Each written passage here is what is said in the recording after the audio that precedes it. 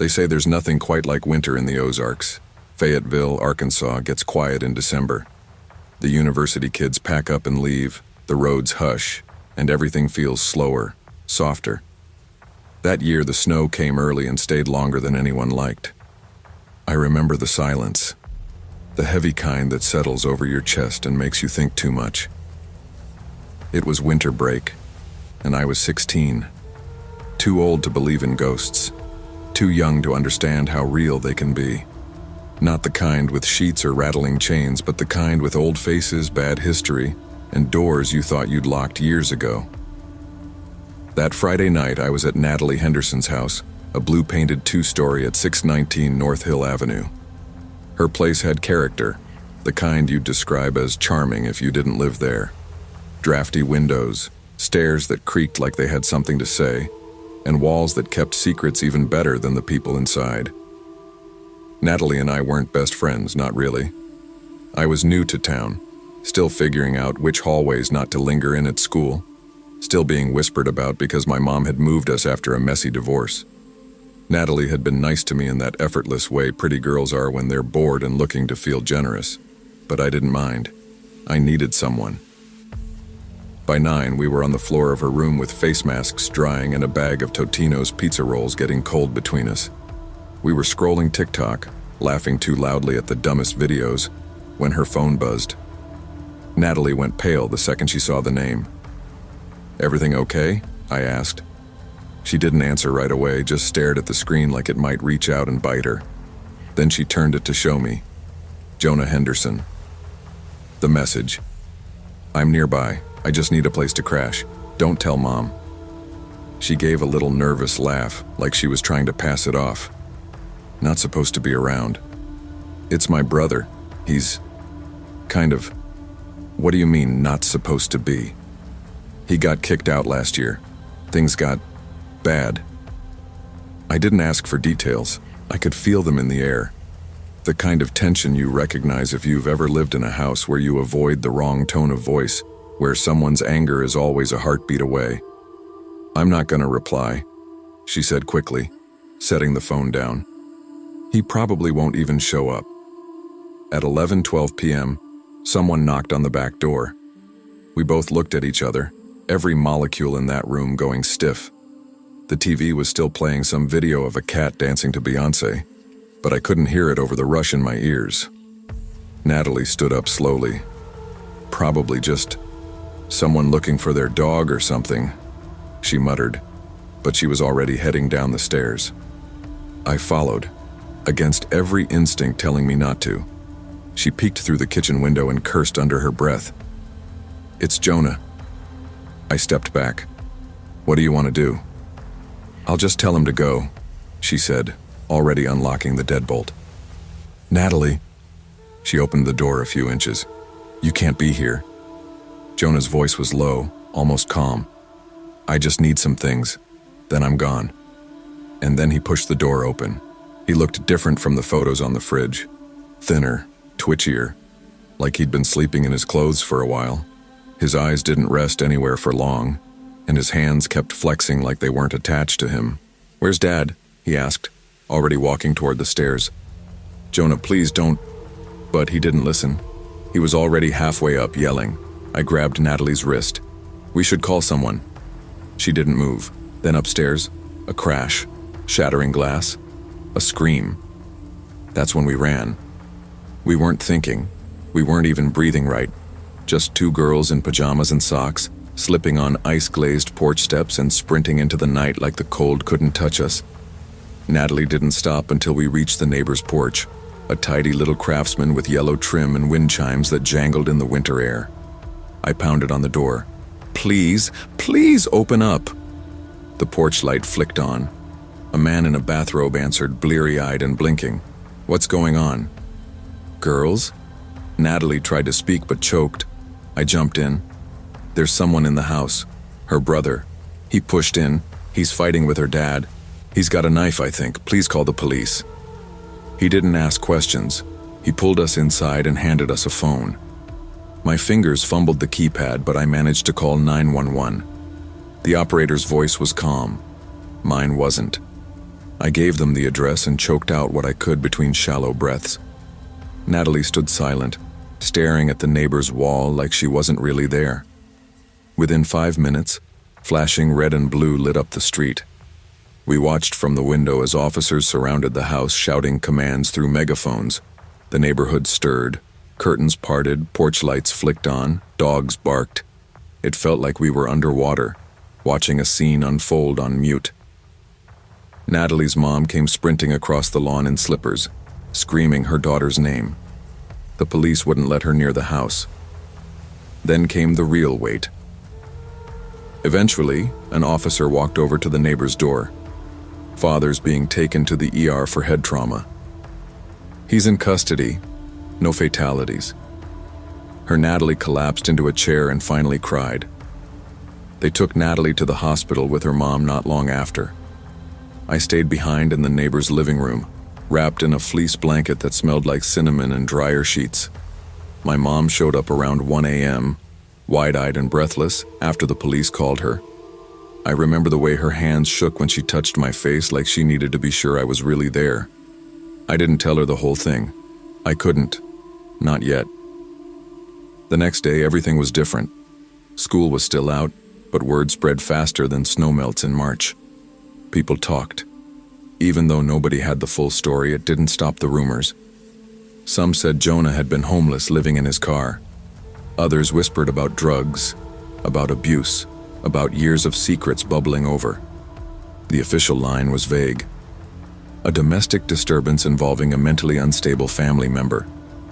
But the truth lived in the pauses, in the way people looked at Natalie after. When I went to visit her a few days later, the house was different too, quieter. Her dad was still in the hospital with a fractured skull and a broken arm. Her mom was upstairs packing a bag to bring him clean clothes. Natalie sat on the living room couch, knees drawn to her chest, staring at the TV. The volume was off. The house still smelled faintly of blood and pine cleaner. "Hey," I said gently, sitting next to her. She nodded, but didn't smile. "You okay?" She didn't answer right away. Then she whispered. It wasn't the first time. I turned to her. "What do you mean?" Jonah used to snap. He'd hit walls, yell, but it was always behind closed doors. My parents kept saying he just needed time, that he'd grow out of it. Her voice broke a little. I used to believe them. We sat in silence for a while. Later, she told me she blamed herself for opening the door. But the truth is, what else do you do when your brother knocks? And he used to be the one who made you peanut butter sandwiches and taught you how to ride a bike. How do you say no to someone who shares your face in family photos? That night rewrote everything for her. And for me. Weeks passed. Winter deepened. Natalie stopped replying to texts. She didn't come to school when classes started up again. Rumor was she transferred. Something about wanting a fresh start. I couldn't blame her. But the silence stung more than I expected. We'd survived something terrible together. That used to mean something. I kept thinking back to the moment before it all changed. The warm room, pizza rolls on paper towels, our legs tangled in blankets while we laughed at dumb videos. How do you go from that to running barefoot in the snow with your heart slamming in your ears? I told myself I understood. Trauma does that. It makes people drift. But I still checked her socials now and then, even though she stopped posting. I even walked past her house once in February, just to see if the lights were on. They were, but it didn't feel like home anymore. It felt like a place that remembered too much. Meanwhile, Jonah was still in the headlines. The police confirmed he had a history of mental illness. He wasn't formally charged. He was committed to a psychiatric facility upstate. There were no mugshots, just one blurry photo from a high school yearbook floating around online. He looked like any other teenager. That haunted me more than anything. You always expect monsters to look like monsters, but they usually don't. I started locking my bedroom door every night, started checking behind the shower curtain before I stepped in. I told myself it was just for peace of mind, but really I didn't feel safe anywhere anymore. I haven't talked to Natalie in over 2 years. She moved away, I think. Her family sold the house on Hill Avenue not long after everything happened. A real estate agent came by one day with a clipboard and a nervous smile. My mom told me the new owners painted over the blue with a sterile white and replaced the creaky steps. "Looks nice now," she said. But all I could think about was the sound of Jonah's voice from that stairwell, the glass shattering, the scream. People think horror is ghosts or shadows or haunted dolls, but the scariest thing I've ever experienced didn't come from some graveyard or cursed attic. It came from someone real, someone broken, someone familiar. And what stayed with me wasn't the violence. It was the fragility of everything we count on: family, safety, trust.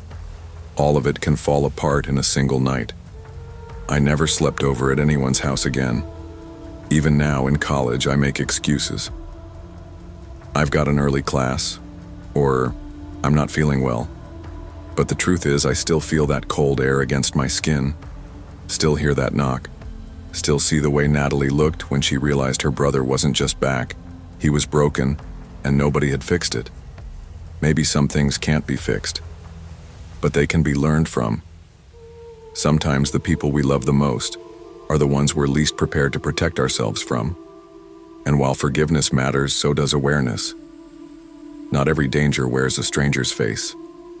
And home doesn't mean safe just because it has a front door and a welcome mat. Be kind, be open, but never forget to be careful. There's something strange about the way we remember childhood. Not the big milestones or birthdays, but the small, quiet evenings that seemed forgettable at the time. A sleepover, a borrowed t-shirt, the smell of someone else's house. And yet, looking back, I can tell you the exact way the carpet felt on my bare feet that night, or how the shadows stretched across the kitchen floor just before everything changed. It was the start of winter break, 7th grade. December cold in Wichita Falls doesn't come with snow, but with wind, dry and sharp and angry. My friend Landon Burke had invited me to sleep over at his place on Taft Boulevard. He was the kind of kid who didn't talk much but made you feel okay just being around him. His quiet was comfortable, never awkward. Landon's parents had split just that fall. His dad moved across town, and his mom, Candace, was doing everything she could to keep things normal. I didn't know the details, but I didn't have to. You could feel it in the way she hovered around us more than most moms, or how she always had something to prove in her smile. When I got there, she greeted me with a warm hug and a fake laugh. "Order whatever you boys want, okay? No bedtime tonight, go crazy." She tossed her phone onto the couch like we were grown-ups and walked off toward the kitchen with a glass of wine in her hand. We spent the first few hours the way middle schoolers do. Pizza from Marco's, Call of Duty, dumb jokes about girls we didn't actually talk to. It was easy in the way it's supposed to be when you're 12 and don't know how fragile that feeling is. Around 9:30, Landon went to grab more snacks. I wandered down the hall looking for the bathroom, but what I found instead stopped me cold. Candace was in the kitchen with a man I didn't recognize. He was older, maybe mid-40s, in a faded denim jacket and worn-out boots. I could smell the cigarettes on him from the hallway. They were standing too close, talking too low. Not quite kissing, but definitely not just talking. He saw me. Our eyes met. I mumbled something like, "Sorry," and turned away fast, retreating back to the living room like it never happened. When Landon came back with a bowl of popcorn, I didn't say anything. I just kept my eyes on the TV.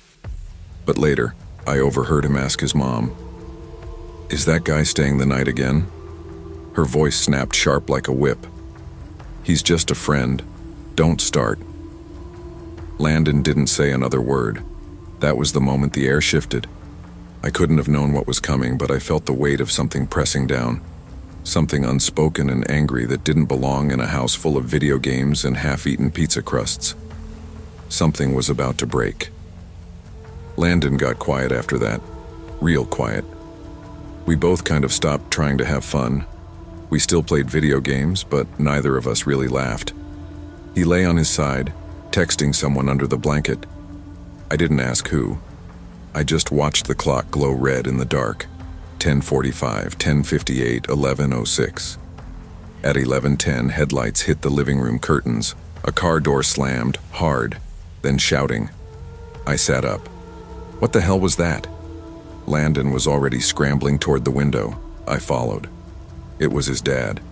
He was standing in the driveway, shouting Candace's name like it was a curse.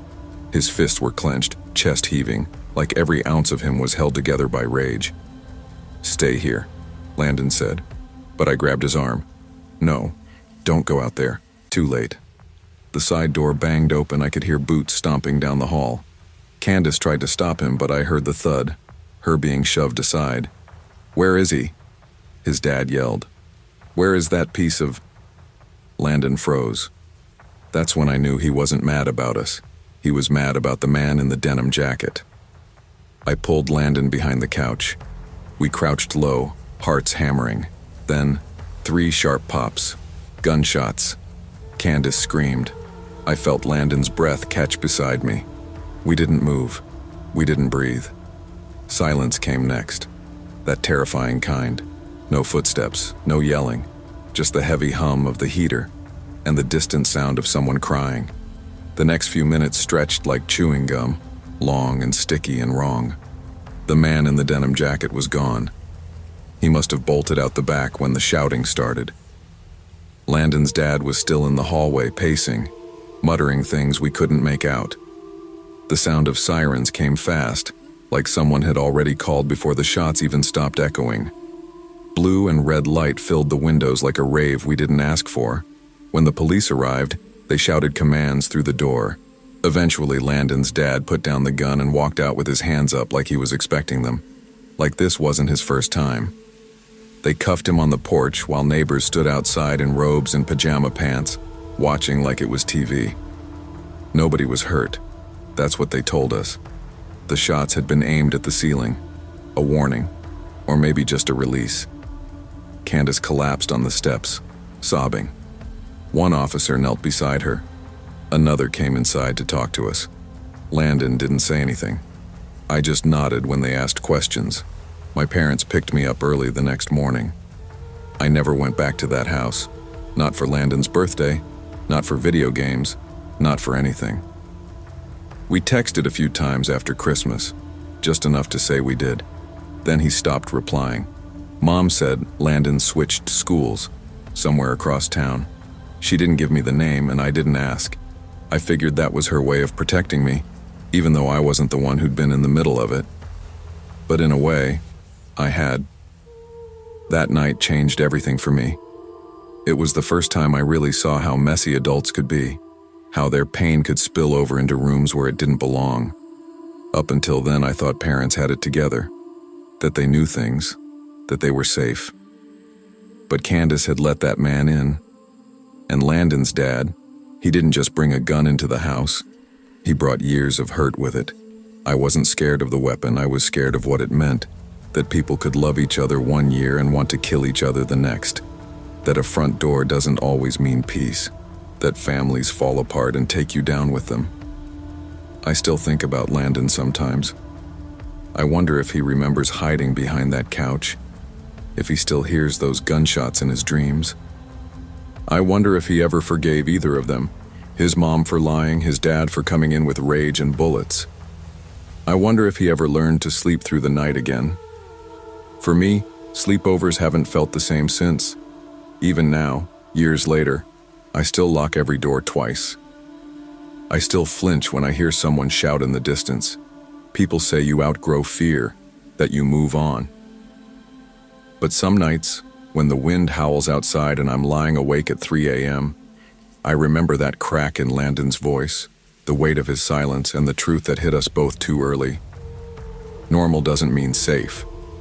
Sometimes the scariest things don't come from outside the house. They come from the emotions adults never learn to control. And for kids caught in the middle, survival isn't about being brave. It's about realizing that sometimes love and danger share the same last name. I'd never been to a lake house before. That's the kind of sentence that sounds simple, almost innocent. But sometimes I wonder if that detail changed everything. If I'd known how still water could get at night, how deep quiet could feel in your bones, maybe I would have said no when Tyler invited me up for the weekend. But I didn't. I said yes. It was early spring break, just before the real heat started creeping in. My cousin Tyler and I were the same age, both 16, both in that weird place where we weren't kids anymore but not quite brave enough to admit we were scared of anything. His parents were away on some work retreat in Syracuse. They'd left him a stocked fridge, a landline that didn't work anymore, and full permission to have one friend over. I guess I was the safest bet. We got there Saturday morning, but nothing really started until Sunday night. The lakehouse sat on a quiet road called Lakeshore Drive, all the way down the bend where the trees grew thicker and cell signal turned into nothing. The house itself wasn't fancy, but it had big windows that looked out over the water and that kind of silence you only find in places far from grocery stores and stoplights. I remember walking in and thinking the house smelled like cedar and lake mud, kind of damp but clean, safe. By sunset, we'd already polished off half a bag of popcorn, taken turns yelling at Tyler's ancient Xbox, and opened a can of Sprite that exploded all over his hoodie. We were laughing. The dumb kind of laughing that only happens when there's nothing serious going on and no one around to judge you. I remember thinking how weirdly peaceful it felt. And then just after 8:40 there was a knock at the front door. We both froze. You don't get knocks out there. There's no one to knock. Tyler glanced at me, brows raised. You expecting someone? Yeah, I said dryly. I gave all my lake friends the address. He stood up and walked to the front window, peeled back the curtain. There was a girl standing on the porch. She looked maybe 14 with long, wet hair hanging around her face. She was wearing a windbreaker that looked too thin for the cold, and jeans that clung like they'd been soaked. I remember the way she stood, perfectly still, not shivering, not hugging herself, just waiting. I followed Tyler to the door, but I hung back. Something felt off. He cracked it open just enough to speak through. Hey, are you okay? My car broke down, the girl said. Her voice was small, almost robotic. Can I use your phone? Tyler looked back at me, shrugged a little. There's no service out here, no bars. She nodded. Can I come in and wait? That was when the hairs on the back of my neck stood up. Her voice didn't change. No urgency, no fear, just flat, rehearsed. No offense, I said, trying to sound gentle up the road. But we can't let strangers in. Maybe try the house. She stared at me for a long second, then stepped back.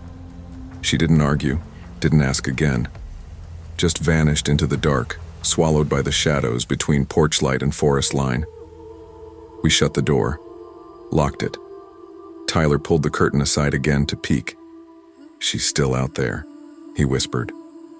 But she's not alone. I moved beside him and looked. I didn't see the girl anymore. Just two tall figures standing near the edge of the trees, not moving, not saying anything, just there. And that's when it started. The feeling that something wasn't just outside, it was already watching us. We didn't speak for a few seconds after the girl vanished. Not really. Tyler kept the curtain slightly pulled, his eyes locked on the trees like he was trying to will the shadows to stay still. I leaned closer, squinting. I thought I saw movement just barely, like two shapes drifting just past the reach of the porch light. You saw that too, right? I asked, voice low. Tyler didn't look away. Yeah, not animals either. Too tall. I backed away from the window, suddenly aware of how exposed we were. The entire back wall was glass, beautiful during the day, terrifying now. All that space, all that dark. Anyone could be standing just beyond it, watching. I grabbed my phone from the counter. One bar. It flickered and vanished. Then came the words I didn't want to see. No service. Tyler tossed his phone on the couch in frustration. Wi-Fi up here. But nope. Nature time. This is why I told my parents we needed. Do we have a landline? He shook his head. Them anyway. Disconnected years ago. My dad says it's pointless when no one answers great. We double-checked the locks on the front and back doors. They were old, but sturdy. The kind that made a heavy clunk when you turned them. We even slid the deadbolt and wedged a wooden broom handle through the back slider for good measure. I'm not sure why we felt the need to do that. Just instinct. That's when we heard it. Faint at first. A scrape. Not on the front door. The side of the house. We looked at each other. Neither of us said it. We just moved, quiet, slow, toward the kitchen window that faced the narrow gravel path between the cabin and the woods. Nothing. Just black trees and wind moving through the branches. Then a second scrape. Louder. Closer. Tyler hissed through his teeth. I think someone's circling the house. I opened a drawer, fumbling for something, anything, and came up with a steak knife. Not exactly comforting, but better than nothing. Tyler grabbed a fire poker from beside the old wood stove. We stood there, back to back in the middle of the living room like we were waiting for something to break through the wall. And then it stopped. Silence. A thick, unnatural kind of silence. No footsteps. No voices. Just the faint hum of wind and water outside. I glanced at the clock on the microwave. 9:51 p.m., less than an hour since that girl knocked. We moved toward the stairs. Tyler motioned for me to follow him up. The second floor was mostly bedrooms and a small loft that overlooked the lake. If we had to hide or see what was going on from higher ground, that was the place to do it. Halfway up the stairs, I paused. There was something on the carpet.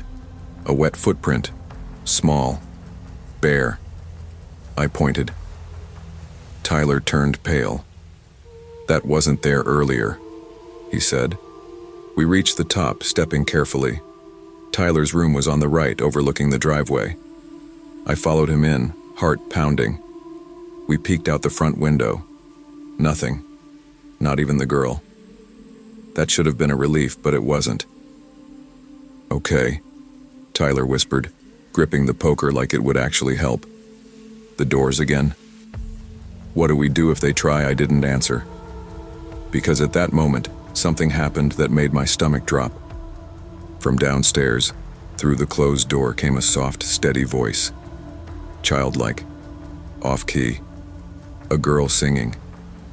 You should have let me in. We didn't breathe. We didn't blink. That voice, singing that awful little tune, rose just enough to cut through the silence, soft and wrong. Like it was made for a music box that hadn't been wound in years. Tyler mouthed the words. What the hell is that? I shook my head slowly, too afraid to speak. He stepped toward the bedroom door, quietly locking it, as if that would do anything. We both stood there, backs pressed to the far wall, our shadows shaking on the ceiling from the weak overhead bulb. You should have let me in. It stopped, and that was worse than the singing. We waited. 10 seconds. 30. A full minute. Then came the sound of footsteps, slow, deliberate. Not from downstairs anymore. They were in the walls. The floor beneath us creaked, once, then again. Soft thuds like someone stepping barefoot down the hallway just outside Tyler's room. He mouthed again, bathroom, go. We moved together, grabbing the flashlight from his nightstand and my phone, even though I knew it still had no service. The upstairs bathroom was small but had no windows, only one door and it locked. Tyler stepped in first, then pulled me in and shut it tight behind us. The air in that bathroom was thick with the scent of old shampoo and mildew.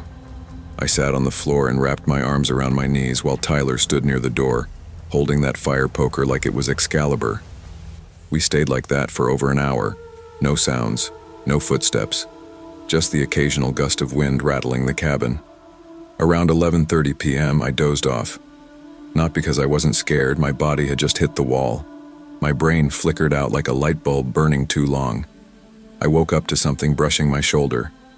Tyler, whispering. Someone's in the house again. I blinked the sleep out of my eyes. The flashlight was still on, glowing faintly, casting just enough light to see Tyler's face pale as paper. Then I heard it too. Not singing this time. Breathing. Right outside the door. The breathing stopped after 30 seconds. But 30 seconds of someone standing silently outside a locked door, breathing just loud enough for you to hear it, that's long enough to change how your brain processes fear. Tyler reached down slowly, gripping the doorknob. "What are you doing?" I whispered. "I'm checking if they're still there." "Are you insane?" "I need to know." He cracked the door, just an inch, barely enough to peek. Empty hallway, no shadows, no breathing, no footsteps running away. He stepped into the hall. I followed. We crept back into his bedroom, where the window still faced the front yard. He opened the curtain just slightly, the flashlight's glow bouncing off the glass. No one there. But something new was. Scrawled across the porch in big looping letters, drawn in red chalk like from a schoolyard, were 4 words. "You were smart this time." The flashlight trembled in Tyler's hand. I whispered, "Is that chalk yours?" He shook his head. "I haven't had chalk since I was 10. We watched the front yard for 20 more minutes. Nothing moved. No more figures, no girl, no strangers in the trees. Just the lake, still and black under the moonlight. Tyler slumped onto his bed. "I don't think they ever left." "What do you mean?" He looked up at me. "I think they were always here. We didn't leave the bathroom again that night. Not really. We made one last sweep of the cabin, checked every window, every lock, and then barricaded the bedroom door with the dresser and Tyler's desk. We curled up on the floor and kept the flashlight between us like it could keep whatever was out there away. I don't remember falling asleep, but I must have. Because when I opened my eyes, morning light was bleeding through the window and birds were chirping like nothing had happened. Tyler was already up, standing by the front door with the fire poker still clutched in his hand. I stepped outside slowly, half expecting the chalk message to be gone. It wasn't. The words were still there, smudged a little by the early dew, but unmistakable. "You were smart this time." We walked the perimeter of the house. No footprints, no sign of forced entry, not even broken branches. The police showed up an hour later after Tyler finally drove us into town to use a store's landline. They searched the house, every room, every crawl space. Found nothing. But the attic, that's where things got worse. There was a back corner behind a plywood panel covered with insulation. Inside, they found an empty sleeping bag, candy wrappers, a dirty cup, and a pile of clothes that didn't belong to anyone in Tyler's family. No DNA match, no fingerprints, no sign of a break-in. They said whoever it was might have been living in the walls or attic for weeks, maybe months, watching, waiting. The scariest part wasn't that someone tried to get in. It's that someone had never left. We never went back to that lake house. Tyler's family sold it later that year. They told people it was just too isolated, too quiet, the kind of place where storms cut you off from the world. But I know the real reason. It wasn't the storm. It wasn't the woods. It was that voice, that knock, that girl with the flat voice and the too still posture. It was knowing that someone knew we were alone, that someone rehearsed a lie so calmly, so perfectly, hoping we'd just open the door and invite them in. And what haunts me the most is the message. You were smart this time. Because that means there was going to be a next time. And maybe next time, we wouldn't be. Sometimes the scariest threats aren't the loud ones breaking in. They're the quiet ones already inside, learning your patterns, waiting for the right night to knock. Trust your instincts, and never ignore the stillness between sounds. That's when they move. Looking back, I'm still not sure what I was looking for in that cabin. Escape, maybe. A break from school, from my dad's quiet since the divorce, from the noise of my own head. So when my friend Andrew invited me to spend fall break at his grandparents' lakeside cabin on Long Ridge Trail, I didn't hesitate. 7th grade carried its own kind of pressure, and being home that last weekend before winter break didn't feel like relief. It felt like a waiting room. But in that last week of October, the Duluth woods were pure escape. Crisp air, red and orange leaves stained the ground, and the lake stretched beyond the dock like a mirror that swallowed the sky. Andrew was the kind of friend who didn't need to fill silence. You felt comfortable just sitting near him, no words required. We knew each other by class, but this was different. A weekend cut off from everything, just us and a VHS collection.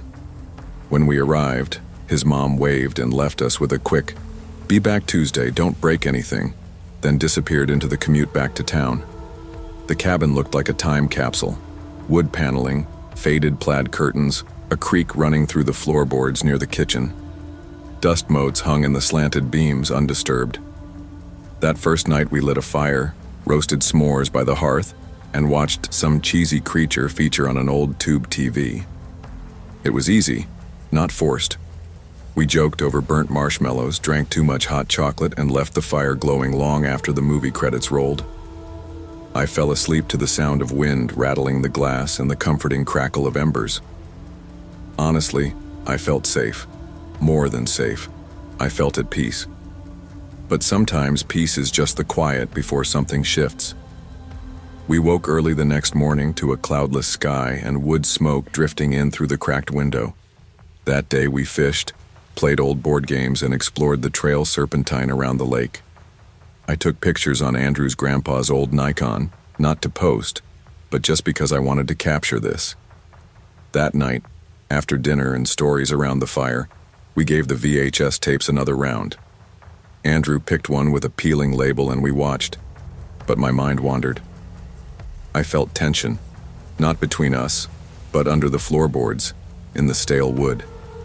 I used the bathroom again and saw it, a narrow door tucked behind an old coat rack near the hallway's end. I paused because at first I didn't notice it. It hadn't been there the night before.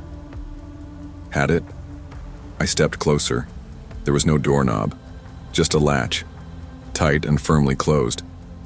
"Hey," I called. Andrew switched the tape. "That back there, what's behind it?" He didn't answer right away. I heard the tape click into place. Finally, he said over his shoulder, "Never go in there. Grandpa used it for hunting equipment. Doors locked tight." I nodded, uneasy.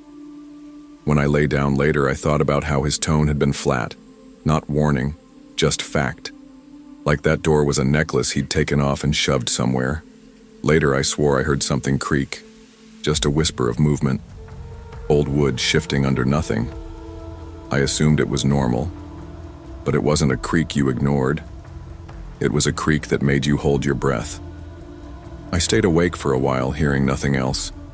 In morning's pale light, I thought it better to say nothing. We packed up coffee mugs and goodbyed the lake for now. But something weakened that safe pause, like the foundation had cracked. Sunday afternoon was lazy. Board games, card decks thumbing under our fingers. Afternoons of silence broken by a joke or two. We were tired from the early morning chill and the sun slipping behind tall pines. We kept the fire low, built the coziest mess of sleeping bags and blankets at the foot of the couch. Around 9:20 that evening, after one last round of Uno, I noticed the hallway door again. I blinked and told Andrew I needed water. He gestured toward the kitchen. The flashlight sat on the counter. I took it but paused in the hallway. The latch was cracked. I stared without moving. That same door, once closed, barely open. My stomach dropped. I flicked on the light and crept forward, whispering, "Andrew, this door." He followed a second later. Light hit the room, wide enough for a single bed, maybe 5 by 8 feet, with egg crack paint and a broken swirl. I could see drag marks, parallel grooves across the dusty floor like something heavy had been moved in darkness. But it was the chair that broke me. A small wooden rocking chair placed in the far corner, moving slightly. No breeze, no open window, no reason for that chair to move. I whispered, "Don't." He said, "We get help." We bolted, locked the kitchen and back door, checked windows. We piled on the couch, huddled under blankets, wide awake, breathing. Time crawled. Every cracked board, every whisper of wind had me tensing. We stayed silent, eyes fixed on the locked hallway door. Sleep didn't arrive. Morning crept in slowly, sun filtered gray and cold. I held the flashlight under me, afraid of the dark we couldn't see. When light found the room, shadows retreated. Andrew went to the hallway door and ripped it open. Nothing. Just bare wood walls and peeling wallpaper. No chair. No tracks. No sign anyone or anything had been in there. We sat down hard in the kitchen, hearts still rattling. "What was it?" I whispered. He shook his head. I thought about not telling. But hours later at dinner, Andrew's grandma arrived. She hugged us stiffly, gave me a polite smile and said, "Your grandpa built that room decades ago, but we never used it after 1983. I locked onto her words. Then she looked at Andrew, tears in her eyes. "That room, your great-uncle disappeared in there. I had it nailed shut after that." Silence held us. "We thought decades would let us forget," she said, voice low. "We never reopened it." I left that cabin with a weight in my chest, like a secret I didn't own but carried anyway. I never went back. Not for Abby's birthday. Not to finish the tapes. Not to figure out what forced that chair to rock. Back in school, the days moved again. Friend groups, classes, cell phones buzzing. Everything looked shiny, but I carried that silence inside me. I began locking my bedroom door, double-checking windows, counting floorboards as I walked. I didn't believe in ghosts, but I believed in things that don't make sense. In places we're better off leaving alone. In quiet terrors behind closed doors. When life got loud, I'd feel that cabin's hush, that rocking chair in the dark. That question, how do you face what's waiting behind a door you never should have opened? And what do you do when you go back and find the door still closed? Fear doesn't always come from what chases us. Sometimes it comes from what's waiting quietly behind a door you shouldn't open. And wisdom isn't always about courage. It's about knowing when the silence holds more truth than answers. I remember the night like it's stitched into my bones. It was the kind of cold that made your teeth ache and your breath stick to your collar. Pine Hollow, Montana, doesn't get a lot of attention, but when winter rolls in early, it rolls in hard. Snow was already piling up by the time we got off the school bus that Thursday in November, and the sky had the bruised look it gets right before a heavy storm. Mason lived in a trailer with his mom at lot number 7 in Silver Birch Trailer Park, a patchy row of mobile homes on the south edge of town. Not much to look at. Chain-link fences, crooked satellite dishes, plastic lawn chairs half buried in snow. But compared to my place, it was paradise. His mom made real dinners, not the kind you microwave and eat with a plastic fork. She smiled when she talked, and she didn't flinch when people raised their voices. Mason and I had only been hanging out for a couple weeks. We'd been paired up for a project in social studies, and he was the first kid who didn't seem to care that I wore the same hoodie 3 days in a row. When he invited me to crash at his place for a sleepover, I told him yeah before he even finished asking. That night after dinner, we built a couch cushion fort in the living room. His mom even helped us drape a blanket over the top. She made cocoa and popcorn and let us pick the movie. It felt so weird to be somewhere that didn't smell like old beer and motor oil. We watched Back to the Future on VHS, played Go Fish with bent cards, and passed an old pair of earbuds back and forth, listening to classic rock Mason had pirated off LimeWire. By 10:30, Mason was out cold, curled up on the mattress with a throw blanket. I couldn't sleep. I never really could in other people's houses. My body always stayed alert, like it was waiting for something to go wrong. I stayed up watching the static from the old TV flicker in the dark, feeling almost safe. That was until I heard the knock. 3 soft taps, slow, measured, familiar. It was the kind of knock that didn't belong. Not at that hour, not in that quiet. I sat up slowly, heart hammering like a trapped bird in my chest. It came from the front door, just beyond the sheet we'd hung for our fort. I waited. Nothing followed. No voice, no footsteps, no jiggling of the knob. Just silence. I knew that rhythm. I'd heard it 1,000 times before, always at night, always followed by the sound of keys hitting the floor, the scrape of boots being kicked off, and then shouting. My dad had a way of knocking that never seemed like a request to come in. It was a warning. I stood up, pushed the blanket aside, and tiptoed to the small living room window. I pulled the curtain back just enough to peek out. Snow, wind, empty steps. No one was there. I shook my head, told myself I was just being paranoid. Old ghosts knocking on new doors. I crawled back into the fort, pulled the blanket over my face, and tried to bury the memory. 10 minutes later, the knock came again. This time it was at the back door. "Mason," I whispered, shaking his shoulder. "Wake up, man. Someone's outside." He blinked at me, groggy. "What?" "There's someone out there." They knocked again. He sat up, rubbing his eyes. "Did you see anyone?" "No, but it was the same knock. First the front, now the back." His mom was still awake in her room. When we told her, she grabbed a flashlight and checked both doors. The snow was falling heavier now, but she didn't see anyone. "Probably the wind," she said, then gave Mason a hug and told us to get some sleep. She wasn't lying to us, just doing what parents do. Protect first, believe later. When she went back to bed, I walked over to the back door.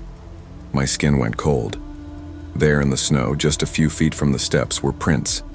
Bare footprints. No shoes. Just toes and heels pressed into the powder. "Someone's messing with us," Mason said. I couldn't answer. I didn't have the words for what I was feeling. I didn't sleep. I just laid there, ears tuned to every creak and gust outside. At around 3 a.m. I heard something.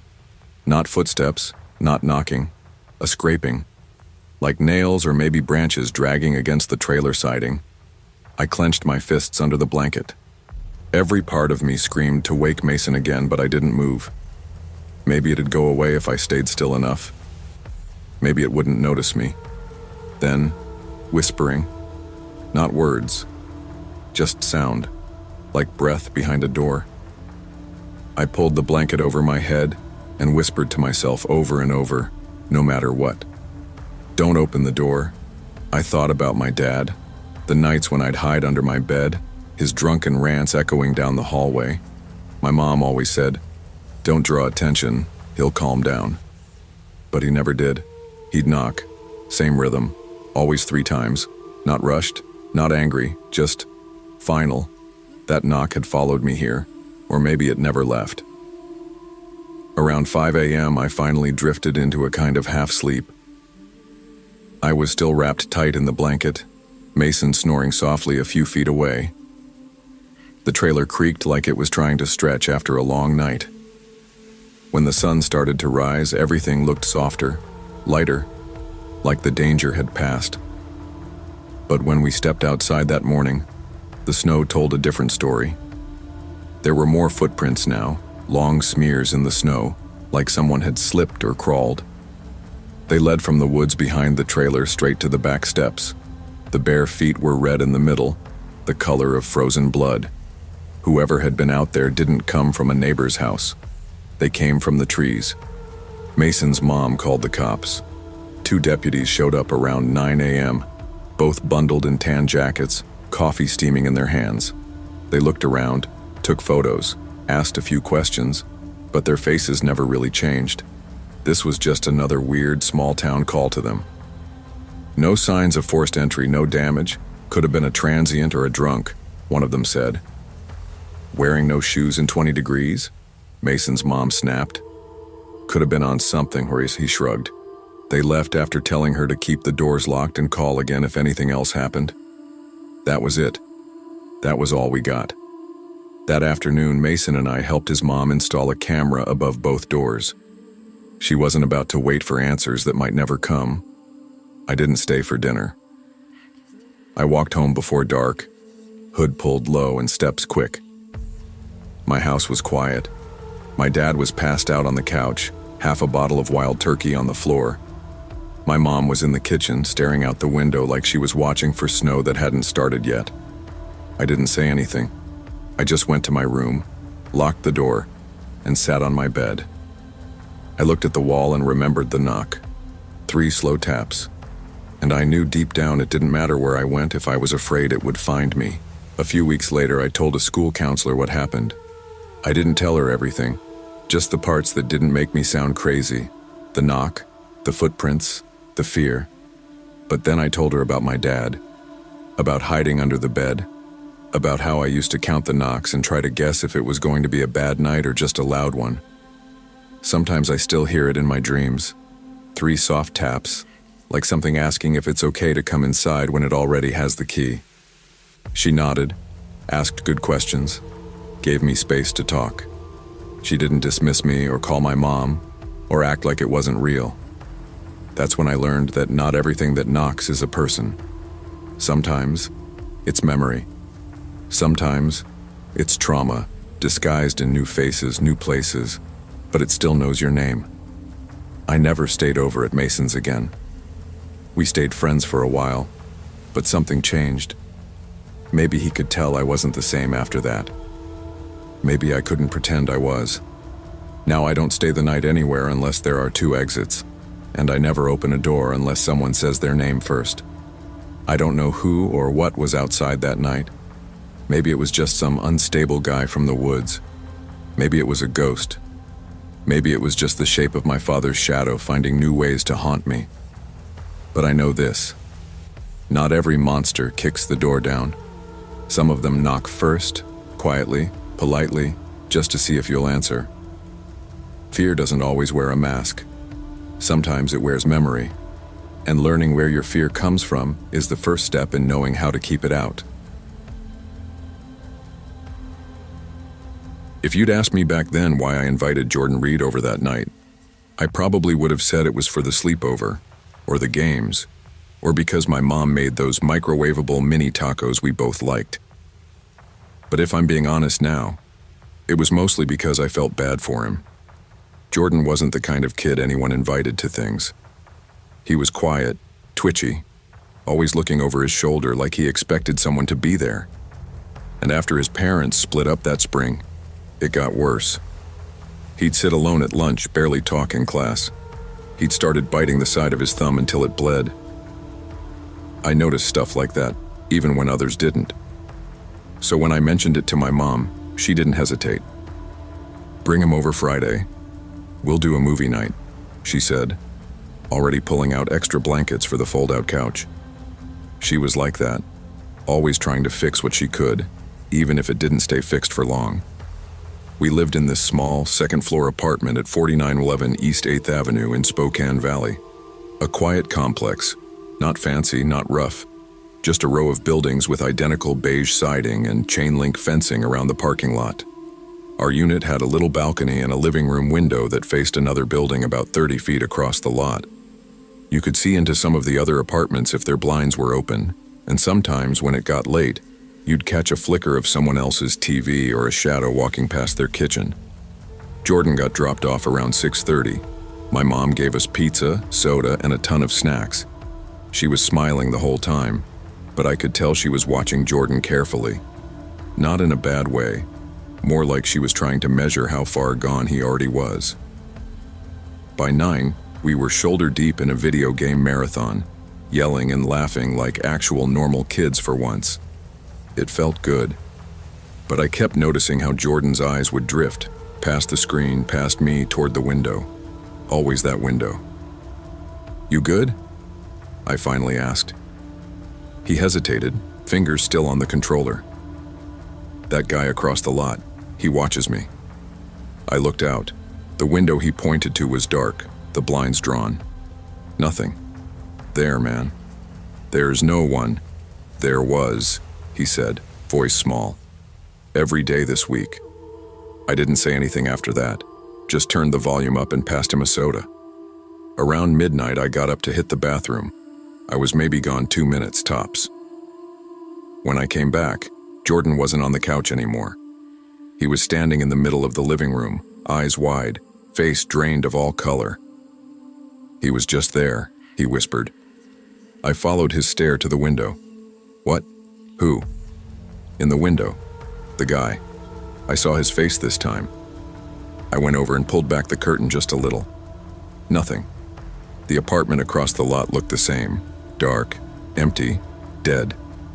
My stomach twisted a little, but I didn't want him to see that. "You sure you're not just tired?" "I'm not making it up," he said, his voice breaking. He was smiling. That word stuck with me. Smiling. Not watching, not glaring. Smiling. I got my mom. She came out, half asleep, asking what was going on. I explained, Jordan silent beside me. She did the mom thing, checked the locks, looked out the window, turned on the porch light. "It's all clear," she said gently. "Probably just a shadow. Your mind fills in the blanks when it's late." We closed the blinds and killed the lights. Jordan laid back down on the couch but didn't close his eyes. I watched him pretend to sleep, his hands clenching the blanket tight. I didn't say it out loud, but part of me started to believe him. I woke up at 2:37 a.m., not to a dream, not to a noise inside. It was the sound of tapping, soft, rhythmic, from the balcony door. Tap, tap, tap. 3 times, perfectly spaced, not rushed, not frantic, just patient. I sat up, heart frozen in my chest. Jordan was already awake. His eyes were wide, fixed on the glass door. He didn't say anything. Neither did I. We just listened. Tap, tap, tap. Then nothing. I forced myself to stand. My legs were jelly. My throat felt dry. I wanted to wake my mom, but I couldn't stop looking at the glass. The blinds were half closed, swaying slightly like they'd been brushed. Jordan whispered, "He's here." I didn't ask how he knew. I didn't want to. I finally ran to my mom's room, nearly tripping over the blanket. She bolted up the second she saw my face. I told her someone was at the balcony. She grabbed her phone, opened the door, and stepped out onto the tiny concrete pad. Empty. Nothing but night and silence. A few minutes later, the police showed up. Flashlights, questions. They checked every door and window. No forced entry. No footprints on the balcony. "Probably a prank," one officer said. "We get a lot of that around this time of year." Jordan didn't argue. He just sat on the couch staring at the glass. The officers left with a promise to drive through the complex again later. My mom apologized. Jordan didn't respond. He just asked if we could close every curtain. We did. The next morning was bright and clean and quiet, like none of it had happened. Sunlight filtered through the blinds in tiny golden beams, lighting up the dust in the air. My mom made pancakes. Jordan didn't eat. While she cleaned up, I wandered back to the balcony. I don't know why. I guess I wanted to convince myself it was nothing, that the tapping was a branch or the wind or even some stupid prank.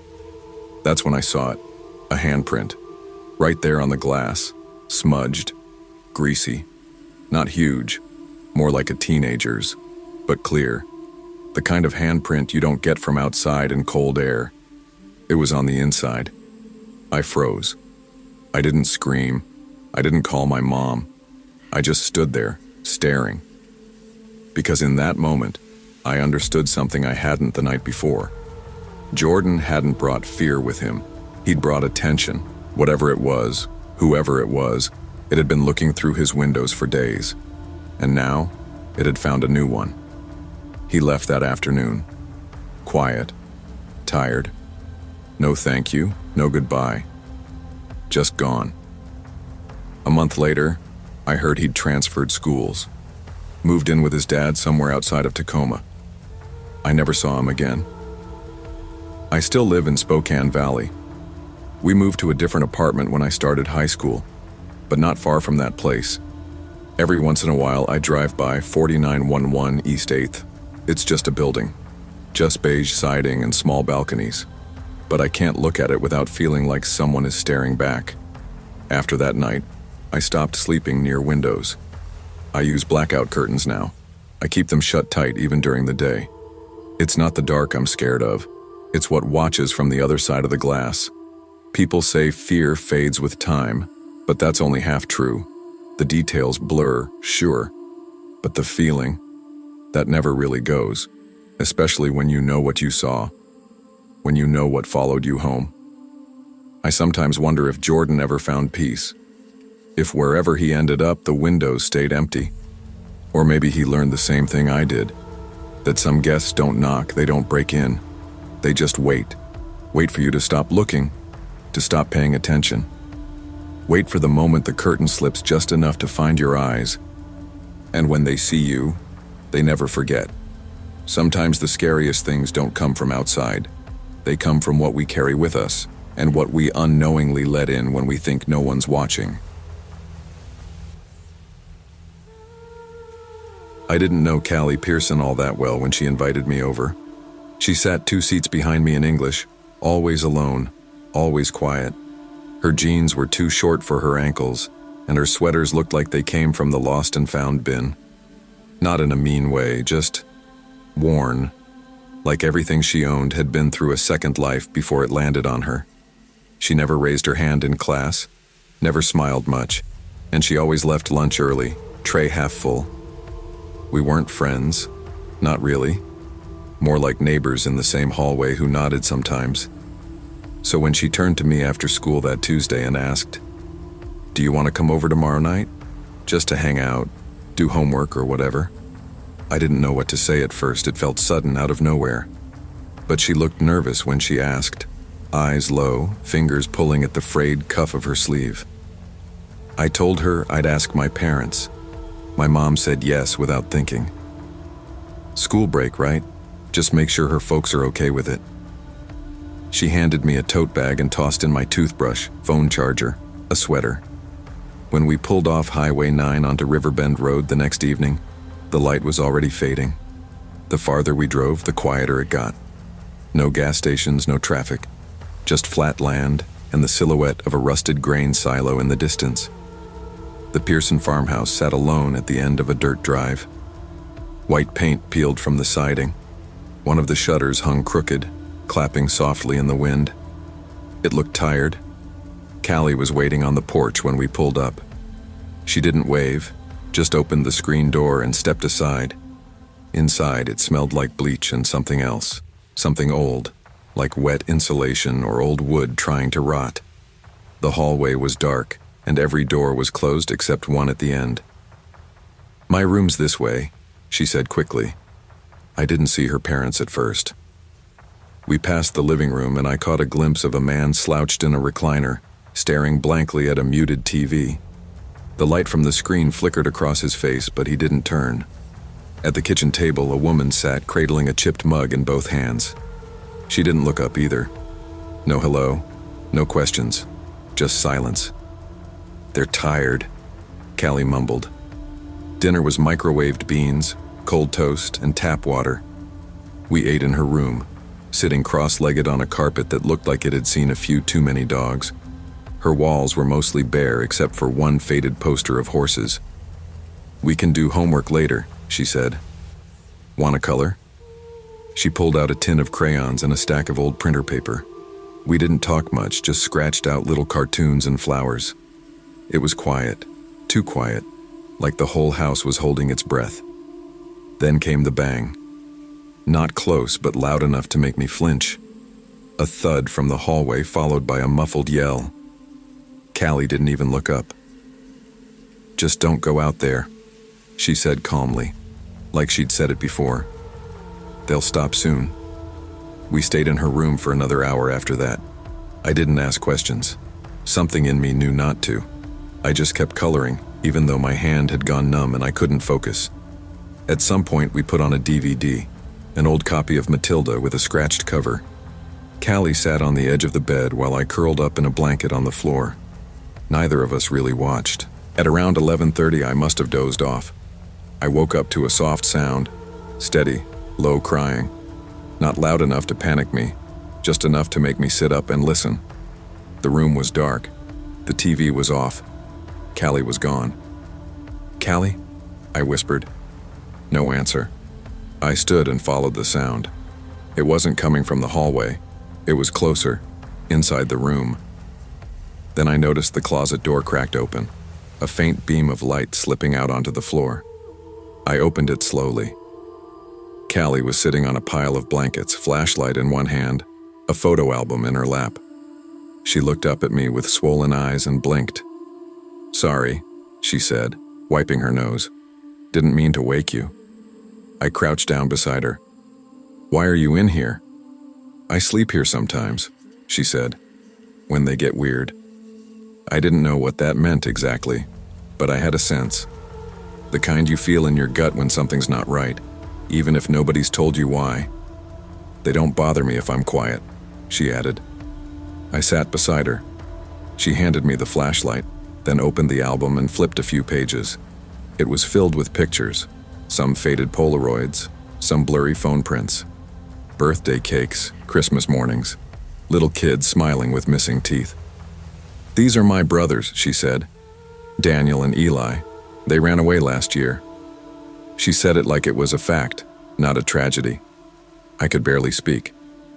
"You don't talk about them?" "Not really. They left a note, said they'd had enough. Haven't heard anything since." I didn't know what to say, so I said the only thing I could. "Do you want me to stay in here with you?" She nodded. We sat shoulder to shoulder in the dark, the flashlight resting on the album between us. The walls felt thinner inside the closet, like I could hear every creak and shuffle from the hallway. Callie pulled the blanket around her shoulders like a cape. I followed her lead. We didn't speak again that night. I didn't sleep much. I don't think she did either. The air in the closet got colder the longer we sat, and the light from the flashlight dimmed until it was just a soft yellow glow. Every few minutes I thought I heard footsteps, maybe outside the room, maybe inside my own head. When the sun finally rose, it painted the floorboards gold through a sliver between the curtains. We crawled out of the closet without saying anything. I felt stiff, like my bones had aged overnight. I didn't want breakfast. I didn't want to see her parents again, not even in passing. I didn't want to sit at their kitchen table while her mom stared into her coffee and her dad ignored everything around him like he was underwater. "I think I need to go," I said. Callie didn't argue. "Okay." She walked me to the porch while I called my mom. She answered on the second ring. "Baby, everything okay?" "Hey, can you come get me?" I said. "I just don't feel good." By the time her car rolled up the drive, I was already standing at the end of it, clutching my bag like a shield. My mom waved to Callie, who stood on the porch with her arms crossed. She didn't smile. Once we were back on the highway, my mom glanced over. "You're awfully quiet. Bad night?" I took a deep breath. "I think something's wrong in that house." She slowed the car just a little. "Wrong how?" I told her everything, not just the closet or the crying or the photo album. I told her about the yelling in the hallway, about the microwave beans for dinner, about the way Callie's dad never blinked. I didn't know what I was hoping for, maybe reassurance, maybe denial. But when we got home, my mom made a phone call. A week later, a counselor pulled me from gym class. They sat me in a small office with a window that didn't open and asked me to repeat everything I'd told my mom. They took notes. They nodded. They asked me to describe the house, the dinner, the noise in the hallway. I felt sick the whole time, like I was betraying a secret I hadn't been meant to know. 3 days after that, Callie stopped showing up to school. Rumors spread fast. By the time Monday rolled around, everyone had a version. Her parents got arrested. Her little brother got taken. They found bruises on her arms. Most of it was speculation, but one thing turned out to be true. Callie and her younger brother were placed in foster care. The house on Riverbend went quiet. I never saw her again. I'm 24 now. Some nights, I still dream about that closet. The smell of old blankets and crayon wax. The weight of the flashlight in my lap. I hear Callie breathing beside me, calm but careful. Like even in sleep, she knew she had to stay still to stay safe. I've learned not all monsters hide in the dark. Some live in plain sight. Some wear flannel robes and drink coffee and tell you they're just tired. Some sit in the next room while their children sleep in closets with photo albums instead of teddy bears. I don't know where Callie is now. Maybe she made it somewhere better. Maybe she finally found a room where she could leave the closet door open without fear. I hope so. But I carry her story with me. Because that night taught me something no textbook ever could. Some homes teach you fear before they teach you love. But sometimes speaking up, no matter how small your voice feels, is what saves someone who's forgotten they deserve saving. I consider myself a practical person. I pay my bills on time, keep a decent social life, and try not to worry when things go wrong. So when the morning news flashed warnings of a citywide blizzard, I strapped on snowshoes, stocked my pantry, and settled in. And then my heater gave up. Just like that.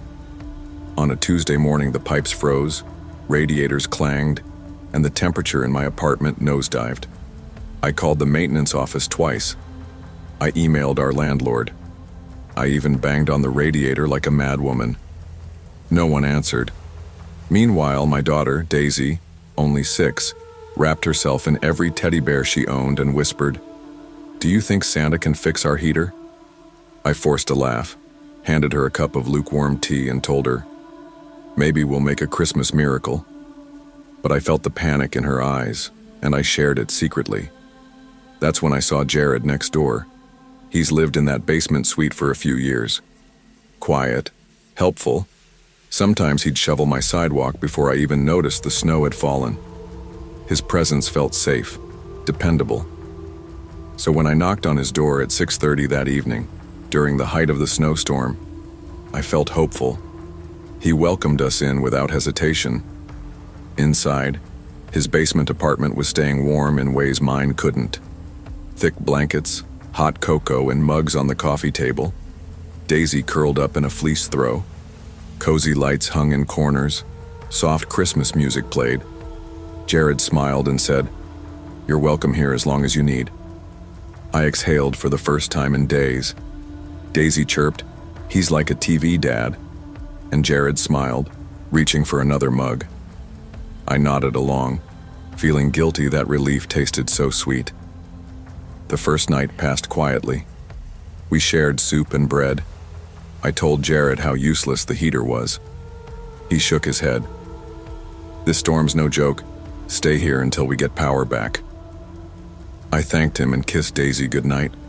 I fell asleep on the couch, fuzzy mug in my hand, imagining power restored and morning warm again. I woke around midnight to the sound of snow pounding the window above the couch. Daisy stirred beside me. Jared was gone. I assumed he was shoveling again, that same calm guy who wouldn't let any ice surprise a neighbor.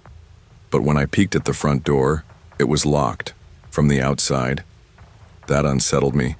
I tried the knob. Firm. I knocked quietly. No answer. Early morning, I woke with a stiff neck, Daisy curled against my back. Jared was home.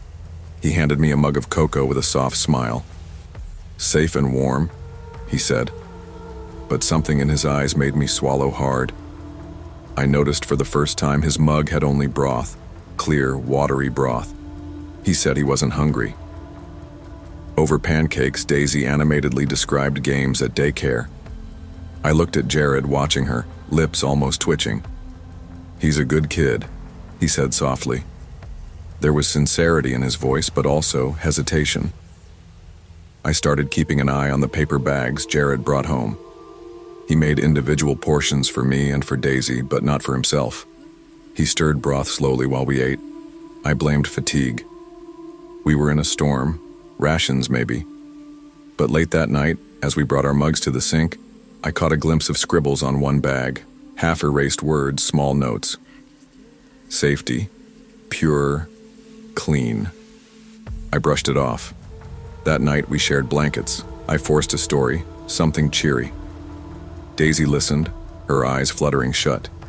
Then Jared hummed, a soft lullaby I didn't recognize. It drifted from the dark corner where he stood, humming, watching Daisy sleep. I froze, unsure if I breathed. He stepped back and whispered, "Shh, it's okay." I closed my eyes and heard the tune in my head long after sleep. Day 3 dawned dim and cold. We'd lost power completely. I busied myself cleaning. I needed something to remove the cloying tension. As I rearranged the cushions, my hand grazed something behind the couch. It was a small notebook with a frayed spine. I pulled it out. Inside, handwriting spilled over the pages. Paranoid rants, apocalyptic theories, maps of the neighborhood with arrows pointing at houses, warnings about infection and purification. And what caught my breath? Underlined phrases next to Daisy's name. Pure, innocent, excluded, special. My heart stopped. I stared at the page. I thought of Daisy curled up on the couch, trusting us. I flipped more pages, searching for a date. No diary format, just scribbles, as if someone used it as a planning pad. My hand shook. It wasn't just odd, it was dangerous. I closed the notebook and stuffed it into my coat pocket. Jared bumped into me in the hallway and asked, "You okay?" I nodded and sank onto the sofa. He sat beside me, brows knit. "I just want you and Daisy safe," he said gently. But I remembered the locked door, the humming lullaby, the targeted notes. I swallowed hard and smiled. "Thank you, Jared." That night I stayed wide awake. Daisy snored softly beside me. I strained for sounds, anything that didn't belong to the gathered firestorm outside. At dawn, Jared said he needed to dig out the front walkway. I nodded. He stepped outside. I watched him from the window, bundled in coat and hat, shovel in hand. The blizzard had turned the street white. He slid into view, PDF bag in hand. In less than 2 minutes, I decided. I whispered to Daisy, "Mommy needs you to be brave." She rubbed sleep from her eyes. I opened the small bathroom window, unlocked the front door, and called for her. Daisy slipped through first. I followed, cutting my hand on the window's broken edge. Warm blood mixed with icy pain, but adrenaline surged. We ran across the deep snow, shuffling barefoot, until a light turned on 3 houses down. A kind woman opened her door. She called 911. She wrapped us in blankets. I told her our names. Moments later, police pulled Jared inside. He was calm. He kept repeating he was only protecting us. I watched Daisy, her face pale in a stranger's kitchen light. We sat and waited as the storm eased. In the following hours, the freezer in Jared's apartment revealed the truth. Sealed meat packages, unlabeled, frozen. Notes listing cleansing, infection zones, pure supplies. Neighbors reported Jared had stopped medication months ago. He believed the city, the storm, everyone was contaminated. His words, "The basement is a safe zone." Daisy and I were hospitalized for frostbite, her fingers swollen, my toes numb. We healed slowly. The day we were released, the counselor asked about speaking of Jared. Daisy stayed silent. I told her, "Sometimes monsters don't wear masks."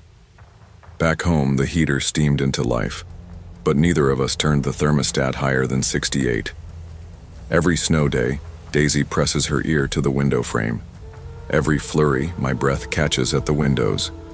I feel grateful and terrified by trust. Trust must be balanced with vigilance. Comfort and kindness can mask danger. Even in the warmest places, maintain awareness. Sometimes the greatest threat isn't outside, it's the one who invites you in. Trust your instincts, they're often wiser than appearances.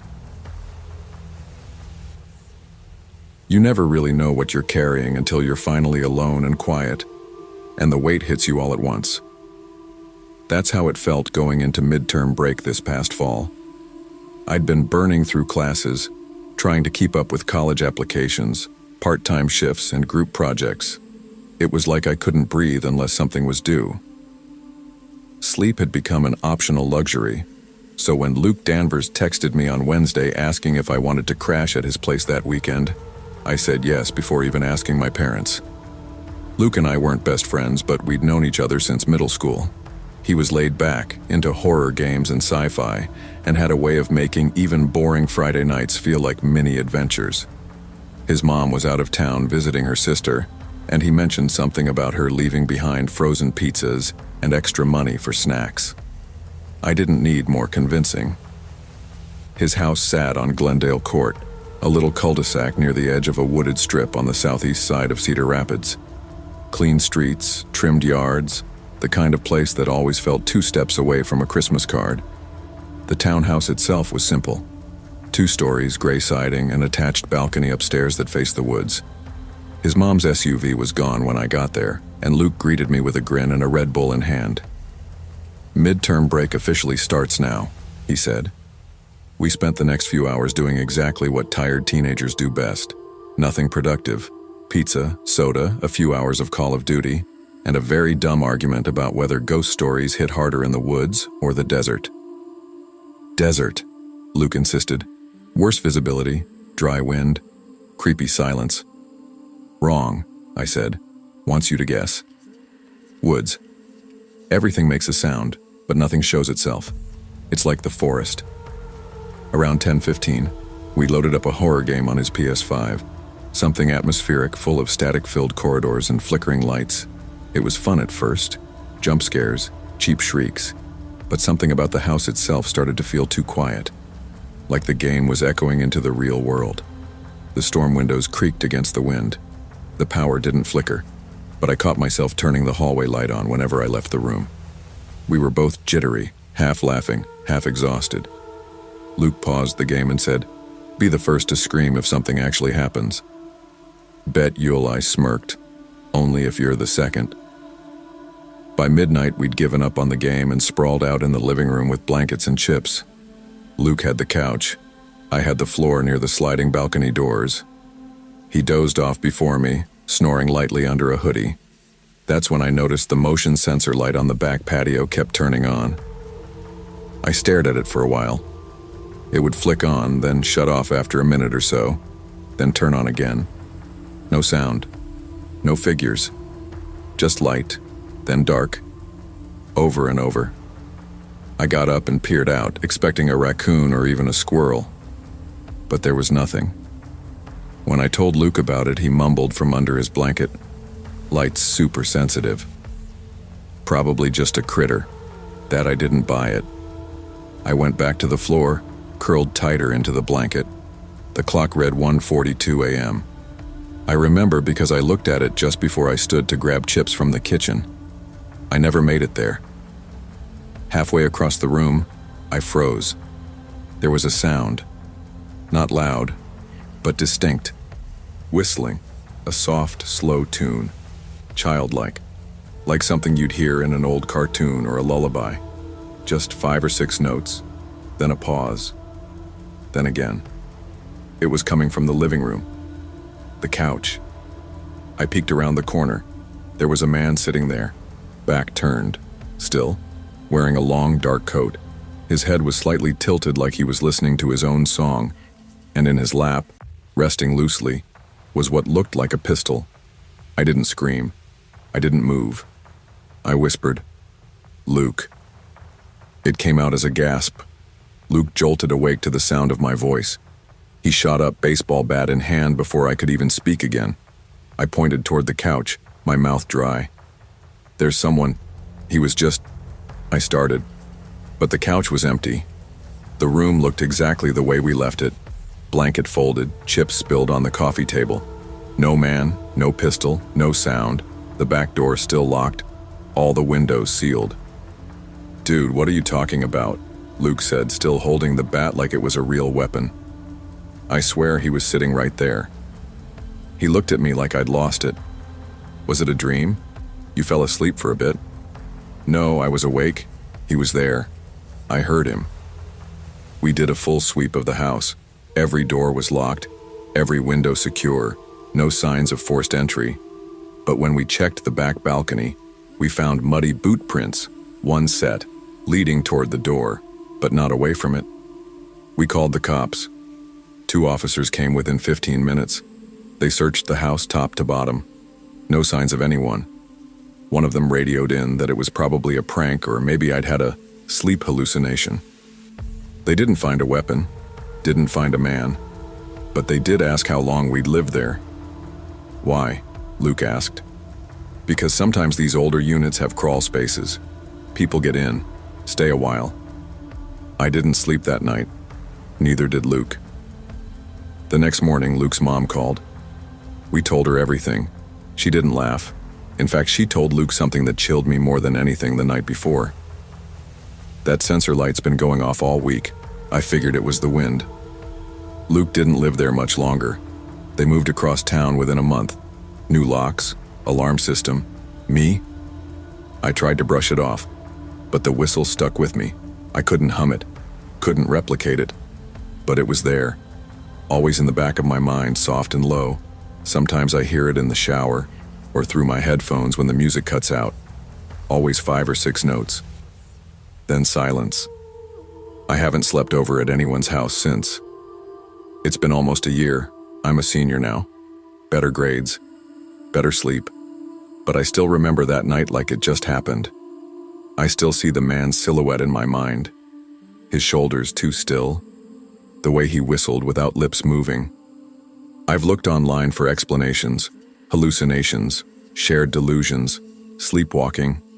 None of them account for the boot prints, or the feeling I had, the absolute certainty that the man wasn't breaking in. He was already inside, waiting. The kind of visitor you don't invite, the kind who doesn't rush, the kind who knows you're going to sit still and listen. And sometimes when the wind cuts through my bedroom window late at night, I don't get up, I don't check. I just listen, because the melody is soft. And I think it's for me. Not all dangers make noise when they enter. Trust your senses. When something feels wrong, it usually is. Fear doesn't always come with footsteps. It sometimes hums a lullaby and waits until you're too comfortable to run. Growing up in Missouri, I always knew storms were part of the deal. You learn to tell the difference between thunder that rumbled like a distant train and the kind that cracked the sky open like a gunshot. You knew when to cancel plans and when to shrug it off. That Saturday, I should have known better. Originally, Talia was supposed to come to my place for our sleepover. We'd planned it a week in advance. Blanket fort, horror movies, the usual. But around 5 p.m., my mom called from her hotel in St. Louis. She was watching the news and insisted I stay put. Roads were flooding fast, and Columbia was getting the worst of it. The problem? I was already at Talia's. I'd gone over after a school club event, thinking we'd head to my place later. Then the city practically drowned. So I called my mom back, told her I'd stay with Talia. She wasn't thrilled, but agreed. Near the windows if the wind gets strong, she said, and stay out of the basement. Don't go, I didn't ask why about the basement. Everyone in Missouri knows why. Flooding. That night was the kind that rattled foundations. Talia's house was nothing like mine. Ours was a ranch-style home, cozy, carpeted, nothing special. Hers was older, not falling apart, but the kind with too many doors and light switches that didn't work. Hardwood floors that moaned when you shifted your weight. She lived at the end of Huntley Drive in a 2-story house that felt like it should have a name, not just a number. I remember the rain starting slow, like it was building suspense. By the time we finished dinner and settled on the couch with fuzzy socks and microwave popcorn, the thunder was coming in regular intervals, deep, rolling, almost rhythmic. At around 9:20 p.m., the lights flickered. You pay your electric bill? I joked. Talia smirked but didn't laugh. Substations or something. They said on the news the grid's acting weird. Flooded. We tried to ignore it, putting on some cheesy 2000s horror movie. Teenagers screaming in the woods. But I couldn't focus. Something about the house, maybe the air pressure, made it feel like we weren't really alone. At 10:30, the power gave out entirely. The screen blinked off mid-scream. Darkness swallowed the room. Outside, the lightning turned the windows into strobe lights. For a second, neither of us said anything. We just listened. Talia got up and started digging through drawers for candles. I helped. We lit 4, 1 for the kitchen, 2 for the living room, and a small one for the hallway.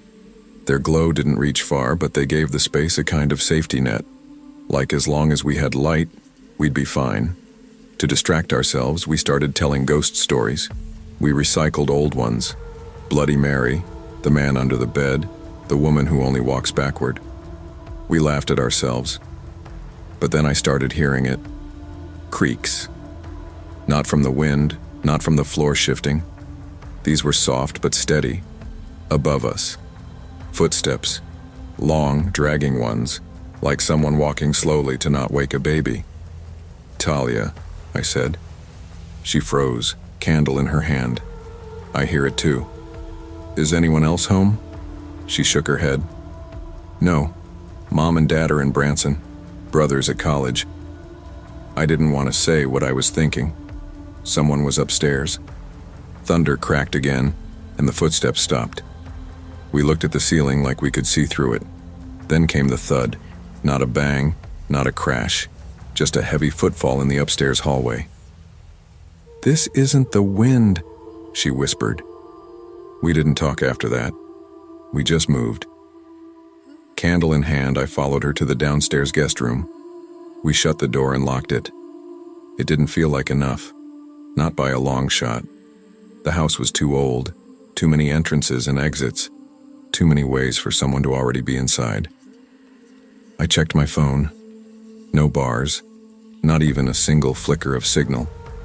I texted my mom anyway. "Storm's bad, staying safe." Message undelivered. For a while we sat on the bed, backs to the wall, eyes on the door. Then the doorknob moved. It wasn't violent, just a soft jiggle, like someone testing it, turning it gently, as if trying not to make noise. Talia covered her mouth with her hand. I felt my heart climbing into my throat. I wanted to call out, "Who's there?" But I didn't. Whoever it was, they already knew we were there. The knob stilled. Silence returned. Minutes passed, then more. Eventually we heard a faint creak, like retreating footsteps. But we didn't move. Talia whispered, "There's an attic crawl space. My brother told me it connects above the hallway, maybe into the guest room closet. It's old, barely used. Are you telling me someone could have been living up there?" She looked pale. I thought he was kidding, to scare me. I didn't want to ask the next question, but I had to. When was the last time anyone checked it? Not since we moved in. Last spring. We didn't sleep. Every sound outside felt like it came from inside. At one point I thought I heard breathing through the vent. When the storm passed around 6 a.m., we opened the door together. Nothing in the hallway. No noise. The house felt colder. Still, I didn't let go of the flashlight I'd kept beside me all night. When the police arrived later that morning, they searched every inch of the house. They found what we feared. The attic crawlspace latch had been broken, pried from the inside. There were dirty footprints across the hallway ceiling panel and along the guest room closet frame. Someone had been up there. They didn't find him. No fingerprints, no ID. Just signs. A blanket in the crawlspace, empty wrappers, a flashlight. He could have been up there for days, weeks, waiting. We never talked about it much after that. Talia's family moved within a month. I understood why. That house didn't feel empty anymore, it felt watched. As for me, I can't hear thunder the same way. It's not the noise that scares me. It's the silence between the rumbles. The silence that once held footsteps. Sometimes what protects us, doors, locks, even walls, are only illusions of safety. Real danger doesn't always announce itself. It listens, waits, and moves when you think you're alone. Trust your instincts. They're often the only warning you'll get. I still remember how the smell of strawberry gum mixed with incense hit me the moment I stepped inside Jenny's duplex at 2238 and 16th Street. It was early spring in Boise, cool enough that every breath looked like smoke in the air, but warm enough to make my jacket unnecessary by evening's end. I had only known Jenny Callahan for 2 weeks, but she radiated that effortless confidence that draws people in. When she invited me to a sleepover, I said yes, without hesitation. I'd transferred here mid-semester and still felt like an outsider. I needed friends. I needed to feel normal again. Her mom, Patrice, greeted me with a quiet smile and eyes that wandered like she was searching for something I couldn't see. "It's good you're here," she said softly, almost to herself. The living room walls were lined with black and white family photos. Each portrait looked serious, no wedding day teeth baring. And there was incense burning in a corner, the aroma sticky and deep like old books. We started with music and snacks, chips, soda, gum, and I relaxed into the routine of teenage laughter and shared secrets. Jenny pulled out several polishes, pink, purple, glitter. We set up on the carpet, switching chairs, humming along to playlists she'd made. I'd almost forgotten how fun something so simple could feel after months of feeling out of place. But then, around 10 now, Patrice slipped into the room, trailing behind her a faint patter of whispering. She didn't say hello, just hovered. I felt a prickle. Jenny kept painting my nails and didn't invite her in. Patrice left as silently as she came. "Mom's into spiritual stuff," Jenny whispered. "Helps her stay calm or whatever." She offered me more gum, strawberry flavor. I snapped the package open, the smell so strong it made my head spin. That night, I didn't realize I was already watching. And I didn't know fear could come from silence until that silence was broken. At 10:45, I heard the first shift, a soft shuffle behind the couch. I glanced up and found Patrice standing in the corner, eyes half closed. She was muttering under her breath at the circle of lit candles surrounding a photo of a man I assumed was Jenny's dad. The candles flickered, casting tall, alive shadows on the walls. "You see him?" Patrice whispered, but I couldn't tell if she was asking Jenny or addressing someone unseen. Jenny's voice wobbled. "Mom, please, stop." But she didn't sound angry, just afraid. I didn't say anything. My nails felt wet and warm under the polish, and my seat suddenly felt off balance, like I might tip if I moved too fast. Patrice turned to me. Her eyes were wide, distant. "He's still in the house. He has not left." Jenny snapped, "Mom, shut up." She turned to me, mouth pinched. "Ignore her." And I did, until after midnight. I woke to humming. Quiet, steady, low in the hallway. I recognized it from church aisles, from old ladies in wheelchairs. I wondered if I'd dreamed it. But when I rolled over, I saw the glow of candlelight seeping under the bathroom door. I crept out. The hallway was dark, the carpet soft under my socks. At the far end, Patrice knelt. The photo of Jenny's father in front of her face. A butcher knife clutched in one hand, another stirring the air like a conductor. She whispered, "He wants Jenny to listen." Suddenly, I felt like I'd tumbled into a room with no walls. My throat closed. She didn't notice me retreating. And when I got to the bathroom, I locked the door and dialed 911 with shaking fingers. The hallway echoed with louder whispering, door frames shifting, and the scent of incense overwhelming the small space. I pressed the receiver to my ear, my voice thin as I told the operator what was happening. "Yes, ma'am. She thinks she can hear him. She's trying to make her daughter go into the closet." I held the phone so tight I thought it might crack. I dropped to the floor, sliding along the wall, breathing slow. The glass shattered. I heard footsteps on the other side. Patrice's voice cracked through the door. "Jenny, you need to go inside. You're the one he can touch." Fear and adrenaline raced. I said, "Officers are on the way." "Yes, ma'am, but hurry." Then the operator whispered. There was a crash behind me, a picture frame tossed against the wall, its black and white photo shattering. The incense flare sputtered out. The air turned heavy, thick with burning wood and terror. Moments later, voices outside. The door flew open and Patrice fell backward. Jenny stumbled behind her, wide-eyed and pale. Officers ran in, shouting commands about knives, breaking up the chaos. I followed the beam of a flashlight out and into the living room where glass and candles littered the floor. Jenny's doll lay face down in the center of the mess. arms outstretched. Patrice refused to calm. They carried her out. Jenny's ears were on fire trying to remember her real name. They shuffled her out barefoot, still yanking at the hem of her pajamas. Jenny held her head in shaking arms, staring. One officer took my statement. They helped me home. It was nearly dawn when my mom picked me up. I locked the car but stayed frozen until we passed Jenny's duplex.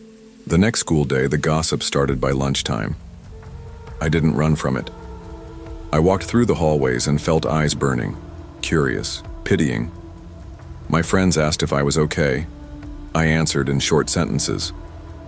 My hands shook if I didn't hold something, a binder or a pen.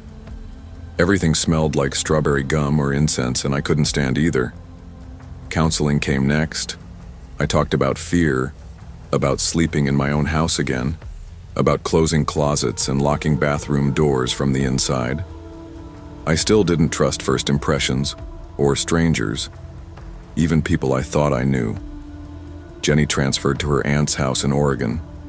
I never saw her again, but I still feel ashamed I didn't help more, that I didn't go with her, that the night our sleepover cracked open, I only thought of myself. Weeks later, I passed the duplex. Patrice's car was gone. The curtains were drawn. A new scent wafted out. I think it was fresh paint, or maybe just the wind clearing in the spring. Later, I learned from a school counselor that Patrice had untreated schizophrenia after her husband's sudden death. She believed his soul lingered, waiting to be appeased.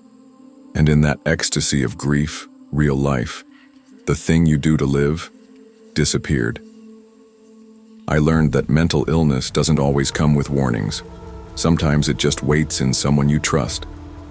Years later, I still can't walk past a black and white photo hung without a frame. Can't smell strawberry gum without a sudden twist in my chest. Can't be in someone else's home too long. I don't sleep over anymore. But I learned something that night. I learned that families don't need ghosts to be haunted. Sometimes the scariest thing isn't in a closet. It's in someone's mind, and in the parts of their grief that no one helps them face. Haunting doesn't only come from spirits or old houses. It sometimes lives in sorrow, in silence, in untreated grief. Listen to the quiet. Notice the closed doors. Some doors shouldn't be opened alone. And the real strength is in reaching out before the shadows break in.